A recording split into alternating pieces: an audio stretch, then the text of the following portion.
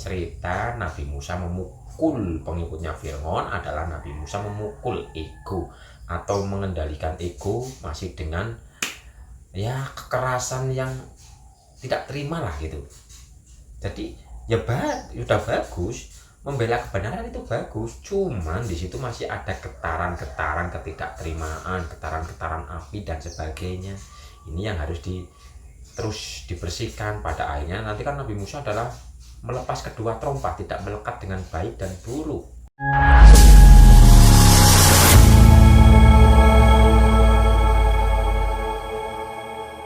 Apa sih maksud Nabi Musa memukul pengikutnya Fir'aun sampai mati?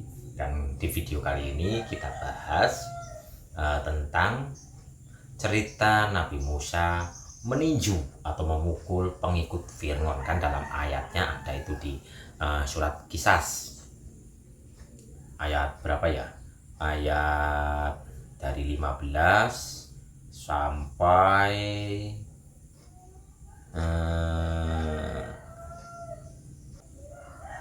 sampai 19. Di dalam cerita tersebut Nabi Musa, kalau dalam video kemarin kan Nabi Musa kecil yang menarik janggut Fir'aun. Kalau dalam video sekarang Nabi Musa dewasa. Di saat Nabi Musa sudah dewasa, Nabi Musa itu jalan-jalan keluar. Nah, di saat Nabi Musa keluar, di situ Nabi Musa itu menemukan dua orang yang sedang bertengkar, dua orang yang sedang berselisih lah. Yang satu adalah Bani Israel, yang satu adalah umatnya Fir'aun atau pengikutnya Fir'aun.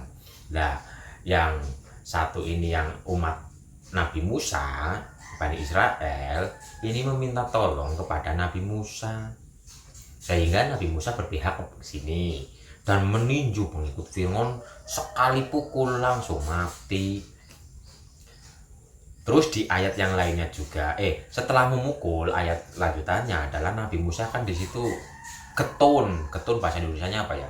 Ketun itu menyesal. Setelah meninju, Nabi Musa menyesal dan memohon ampun kepada Tuhannya. Dan hari berikutnya Nabi Musa mengalami pengalaman yang sama, jalan-jalan lagi, lah kok melihat orang itu lagi sedang berselisih lagi, dan orang tersebut minta tolong lagi kepada Nabi Musa.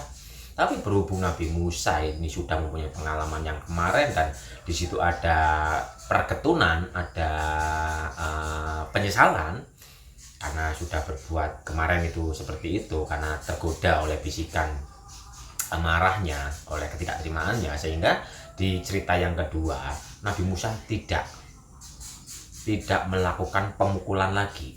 Bahkan orang yang sedang berselisih ini, yang Bani Israel sama pengikut Fir'aun, dan pengikut Fir'aun yang kedua ini mengatakan, apakah kamu akan mengulangi lagi seperti membunuh yang kemarin itu?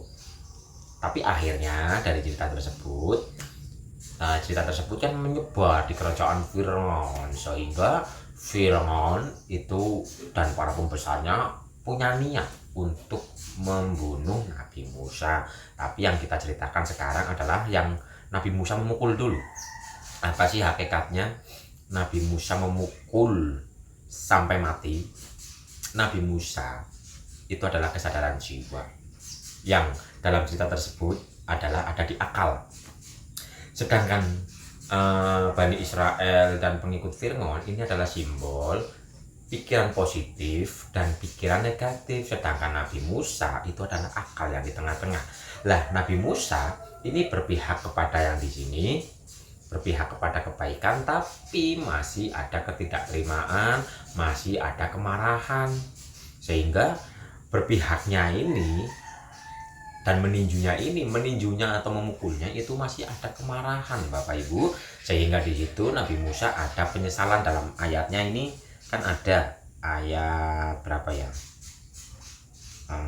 yang ini di surat 15 Al-Qasas nih.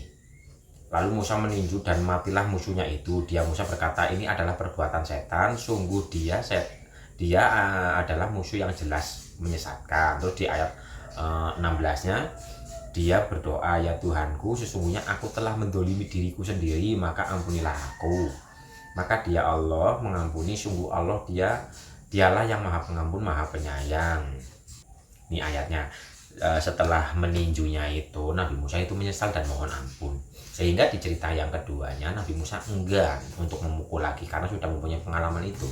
Dan dalam diri kita yang disebut Nabi Musa itu adalah akal, dan Bani Israel itu adalah pikiran positif, pengikutnya Firaun itu adalah pikiran negatif. Sedangkan akal ini meninju ego, ibaratnya ego inilah ya, meninju ego, meninju pikiran negatif dengan kemarahan, dengan kemarahan dar. Padahal dalam kesejatian itu harus dengan kelembutan. Jadi peperangan dalam diri itu dengan cinta, bukan dengan kekerasan, tapi dengan cinta kasih. Contoh, kita memperhatikan kalau kita dengan sadar nafas ada mungkin sifat yang negatif atau pikiran yang negatif, kita perhatikan saja tanpa memukulnya, tanpa meninjunya dengan wow ini datang terus sih. Nah, umpama dalam diri itu seperti itu Bapak Ibu. Dalam diri kita sedang proses laku hening, ada pikiran liar, ada pikiran negatif, ada rasa-rasa yang negatif. Kalau kita menjadi Musa, maka kita akan begini, umpamanya begini, wah ini harus dipukul, ini harus aku lawan ini, umpamanya gitu. Sehingga di situ masih ada keegoisan. Memang egonya itu mati, cuman di situ belum benar-benar murni, karena masih ada kekerasan, masih ada keegoisan, masih ada ketidakterimaan.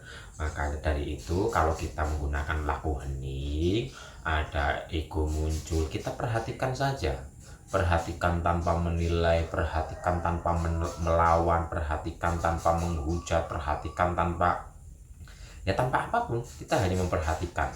Di saat kita benar-benar memperhatikan, maka nanti ego ini apa yang muncul dalam diri kita di saat kita lagi laku hening ini akan hilang dengan sendirinya.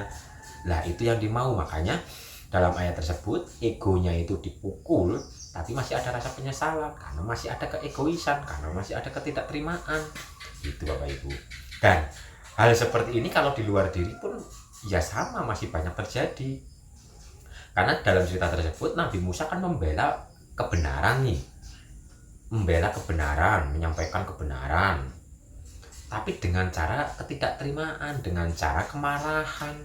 Di saat kita menyampaikan kebenaran karena ketidakterimaan, mungkin kita emosi, kita menggebu-gebu karena tidak terima dan sebagainya, berarti di situ menyampaikan kebenarannya itu sedang berada dalam makom Musa, dan sebenarnya itu ya kurang baik karena di situ ada getaran-getaran keegoisan gitu loh, ada getaran-getaran kemarahan. Makanya ini dalam ayat tersebut kan diceritakan yang di dalam maupun yang di luar. Nabi Musa membela kebenaran yang di luar dengan kemarahan, dengan ketidakterimaan, tapi ujung-ujungnya menyesal karena masih tergoda oleh ego yang sangat lembut, sehingga mohon ampun dan tidak mau mengulangi lagi. Gitu Bapak Ibu. Tapi kalau dalam diri kita membunuh egonya ini dengan pengamatan, dengan cinta kasih. Jadi ya terserah lah, namanya sudut pandang itu sangat banyak. Tapi dalam ayat tersebut itu dicontohkan yang di luar dan yang di dalam. Yang di luar adalah menyampaikan kebenaran, membela kebenaran, tapi masih dengan emosi, masih dengan ketidakterimaan, masih dengan kemarahan, itu belum murni. Kalau yang di dalam diri kita membunuh ego kita melawan ego kita, masih dengan ketidakterimaan, masih dengan penghujatan dan sebagainya, itu pun nggak boleh. Makanya pada akhirnya nanti adalah cinta kasih. Kalau perjalanan Nabi Musa itu kan masih perjalanan di akal, dan pada akhirnya nanti akan lanjut lagi kepada perjalanan rasa, yaitu Isa gitu. Tapi yang di sini kita bahas adalah Nabi Musa dulu. Jadi Nabi Musa di sini adalah akal nih Bapak Ibu. Bani Israel itu adalah pikiran positif, pengikutnya Firaun itu adalah pikiran negatif.